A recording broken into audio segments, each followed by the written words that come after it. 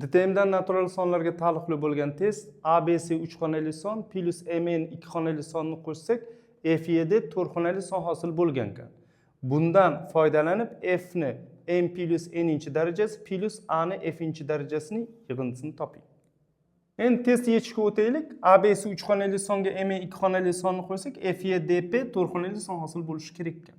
Endi bunaqa hosil bo'lishi mumkin bo'lgan variantlarni ko'rib chiqaylik. Masalan, ABC'imiz 3 xonali, MN'imiz 2 xonali sonni qo'shib 4 xonali son hosil qilishimiz kerak. Misol yozaman. 950 misol uchun plusi misol 70 mana. Barobar 1020. Misol uchun. Boshqa sonlar yozishim mumkin. Misol, agar mana bu birinchi 3 xonali sonni birinchi raqami 8 bilan boshlaydigan qilib yozsam, bu qanday son bo'lishda eng katta 2 xonali son bo'lsa ham, yig'indisi 3 xonali son bo'lmaydi. Misol uchun mana 899 8 bilan boshlanadigan 3 xonali sonni eng kattasi. Ya'ni 800lar ichida eng kattasi. Plus 999 qilgan 99 qilgan taqdirimda ham mana 2 xonali son. Bu 1000 ga yetib bormaydi. Ya'ni 998 bo'lib qoladi. Ya'ni 3 xonali son bo'lib qoladi. Demak, birinchi shart 3 xonali sonni 2 xonali songa qo'shganda 4 xonali son bo'lish uchun mana bu birinchi xonadagi son 3 xonali birinchi xonasi 9 bo'lishi kerak ekan. Demak, A'imiz 9. Endi agar 4 xonali son hosil bo'lsa, eng katta 3 xonali songa eng katta 2 xonali sonni qo'shsam ham bu 1100 ga yetib bormaydi.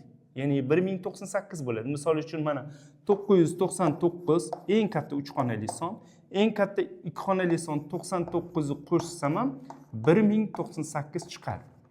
Ya'ni 1100 ham chiqmaydi. Demak, har doim agar 3 xonali songa 2 xonali sonni qo'shsam, hosil bo'lgan 4 xonali sonni birinchi xonasidagi raqam 1 ga teng bo'lar ekan. Bundan F teng 1ligi chiqadi. Demak, bizda top deyapti endi. F ni M plus N'inchisi plus A ni F'inchisini topyapmiz. Topishimiz kerak. F o'rniga 1 qo'yaman. 1 ni M plus N'inchisi, 1 ni har qanday natural darajasi 1 bo'ladi yoki 0-chi darajasi ham 1 bo'ladi. Plus A'imiz bu yerda 9, F'imiz 1, 9 birinchisi. 1 har qanday darajasi 1 daraja ko'rsatkichi bo'lsa 1 chiqadi. Shuning uchun bu 1, bu 9, javobimiz 10 chiqar ekan. Berilgan testimiz javobi B. Bu test professional birinchi qismida olindi.